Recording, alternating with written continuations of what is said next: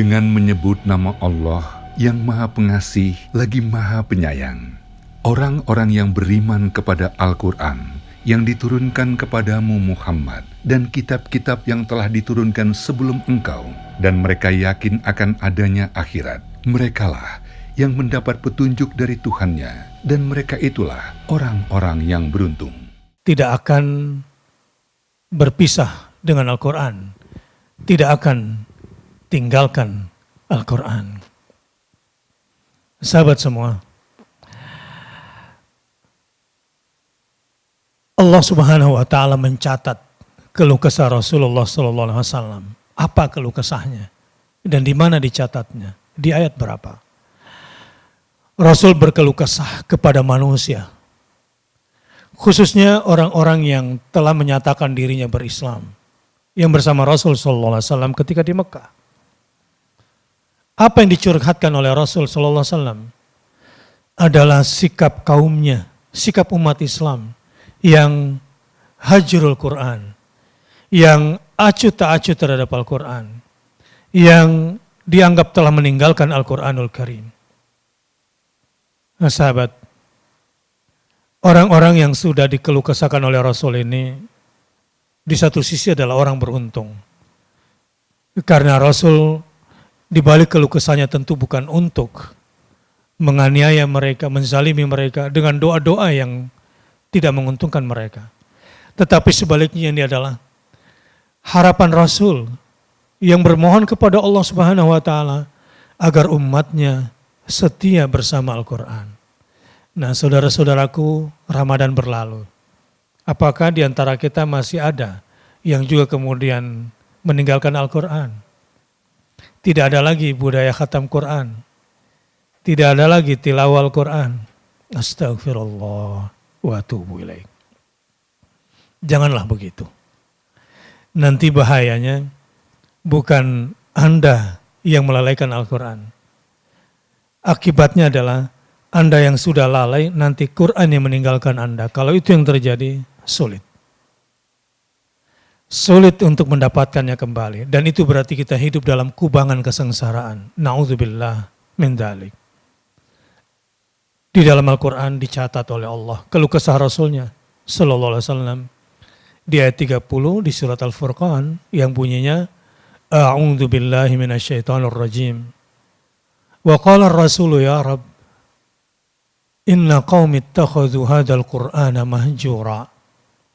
Berkatalah Rasul dalam keluh kesahnya, ya Tuhanku, ya Rabb, sesungguhnya kaumku menjadikan Al-Quran ini sesuatu yang tidak diacuhkan. Astagfirullah wa atubu ilaih. Ibnu Katsir berkata, dalam menafsirkan ayat ini katanya, Allah Subhanahu wa Ta'ala menceritakan tentang nabinya, tentang curhatan nabinya. Yaitu ketika Muhammad sallallahu alaihi wasallam mengatakan, ya Rabb, inna qaumi ittakhadhu hadzal qur'ana mahjura. Ya Tuhan, ya Rabb, sesungguhnya kaumku menjadikan Al-Quran ini sesuatu yang tidak diacuhkan dalam hidup mereka. Ini, perilaku ini telah ditunjukkan oleh orang-orang Quraisy pada masa itu. Dalam bentuknya yang paling kasar. Artinya, kalaupun kita melakukan tingkatan yang paling lembut, khawatir kita akan terperosok kepada cara yang paling kasar itu. Sebab Quran diturunkan bukanlah untuk diacuhkan, bukan pula untuk disikapi secara biasa-biasa saja. Harus luar biasa. Tadi siang saya ngobrol dengan seorang pengusaha yang kecewa dengan bagaimana bisnis kapitalis menguasai negeri ini. Terus punya cita-cita besar. Tapi saya lihat cita-cita besar itu hanya pada tataran tingkat teknis yang sebetulnya secara modal di bawah para pengusaha kapitalis besar ini. Secara sistem juga lebih lemah daripada pengusaha kapitalis ini. Kemudian saya berbincang lebih jauh dan saya katakan bahwa kalau ingin mengalahkan kekuatan-kekuatan besar, kita harus punya cara berpikir yang lebih besar. Ide kita harus lebih besar dari mereka. Jiwa kita juga harus lebih besar dari mereka. Intinya, niat kita harus lebih besar dan lebih mulia dari mereka. Dari situ memulainya. Jadi ketika Rasulullah SAW berkeluh kesah, tentu bukan untuk menafikan sebagian sahabat yang sudah masuk Islam. Bukan untuk menegasikan sebagian sahabat yang sudah membaca Quran. Tapi persoalannya masih ada yang biasa-biasa saja menghadapi kitabullah yang luar biasa ini. Persoalannya masih ada yang biasa-biasa saja memahami narasi-narasi Allah yang luar biasa ini. Persoalannya masih ada sahabat-sahabat dan orang-orang Islam yang menilai rumusan-rumusan Al-Quran ini rumusan-rumusan biasa saja. Tidak.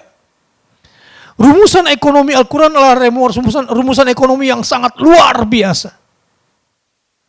Artinya apa?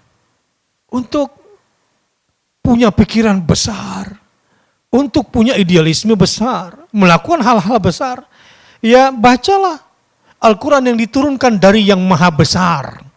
Begitu kira-kira. Tapi ada orang-orang kecil, orang-orang kerdil digambarkan di dalam Al-Quran surat Fussilat. Mereka adalah orang-orang yang berusaha untuk menjauh dari Al-Quran. Enggak suka mendengarkan Al-Quran. Jadi kalau ada di antara kita yang mayoritas waktunya, mayoritas tontonannya bukan mendengarkan Al-Quran, ini masuk kategori orang yang meninggalkan Al-Quran sebetulnya. Kita lihat ayatnya. A'udzu billahi minasyaitonir rajim. Wa qala alladziina kafaru la tasma'u li hadzal qur'ani walghaw fihi la'allakum taghlibun. Ada yang lucu.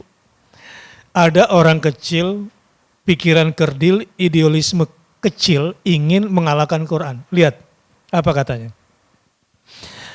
Dan orang-orang yang kafir berkata, ini kan yang disebut di sini orang kafir, tapi nanti lihat perilakunya. Perilaku kafir ini kira-kira dilaksanakan juga enggak oleh orang Islam? Kita lihat ya. Janganlah kamu mendengar dengan sungguh-sungguh akan Al-Quran ini. Itu katanya. Biasa ajalah sama Quran itu. Enggak usah serius banget sama Al-Quran itu. Biasa aja. La tasma'u li hadzal Qur'an. Janganlah kamu mendengar dengan sungguh-sungguh akan Al-Quran ini. Wal ghawfih. Dan buatlah keributan, buatlah hiruk pikuk, buatlah keriuhan terhadapnya. La'allakum taghlibun. Supaya kamu dapat mengalahkan mereka. Jadi, kalau ada orang Islam mengaku beriman, baca Quran di bulan Ramadan, kemudian di luar Ramadan tidak baca Quran lagi, inilah orang-orang yang gampang dikalahkan oleh kekuatan-kekuatan besar, kapitalisme kah, sosialisme kah, komunisme kah, sekularisme kah, liberalisme kah, ateisme kah. Gampang dikalahkan gara-gara apa? Gara-gara jauh dari Al-Quran, hiruk pikuknya itu bukan Al-Quran yang didengarkan. Dan cara mereka mengalahkan Anda adalah ketika Anda sudah jauh dari Al-Quran untuk Anda dengarkan. Ini bahasa Allah, ini dari Allah Subhanahu wa Ta'ala, dan Allah bocorkan kekuatan musuh. Bahwa kekuatan musuh untuk bisa mengalahkan ide-ide besar kita adalah dengan menjauhkan kita dari mendengar Al-Quranul Karim. Astagfirullah, astagfirullah, wa atubu ilaih.